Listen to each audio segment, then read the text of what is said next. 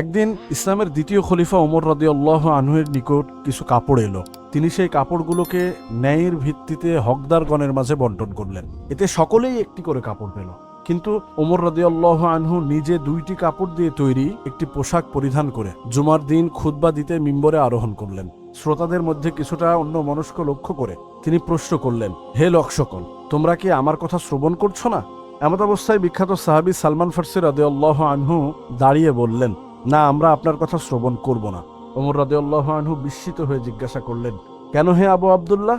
সালমান ফারসি রাদিয়াল্লাহু আনহু বললেন, আপনি আমাদের প্রত্যেককে একটি করে কাপড় দিয়েছেন, অথচ আপনি নিজে 2টি কাপড় দিয়ে তৈরি পোশাক পরিধান করেছেন। এটা কেমন ন্যায় পরায়ণতা? ওমর রাদিয়াল্লাহু আনহু বললেন, ব্যস্ত হয়েও না হে আবু আব্দুল্লাহ। এরপর তিনি তার ছেলে আব্দুল্লাহ ইবনে ওমর রাদিয়াল্লাহু আনহুর দিকে ইশারা করলেন। আব্দুল্লাহ ইবনে ওমর দাঁড়িয়ে বললেন, হে সালমান, এই অতিরিক্ত কাপড়টি আমার। আমি আমার পিতা ওমরকে এটি দিয়েছি। সালমান ফারসি রাদিয়াল্লাহু আনহু বললেন, এখন আপনি বক্তব্য শুরু করুন, আমরা শ্রবণ করব। একজন রাষ্ট্রপ্রধান কখনোই জবাবদিহিতার ঊর্ধ্বে নয়, এবং এই বর্তমান পরিস্থিতিতে আমাদেরও এমন একজন শাসকের বড় প্রয়োজন, যার ভেতরে আল্লাহর ভয় থাকবে এবং জনগণকে জবাব দেওয়ার মানসিকতা থাকবে।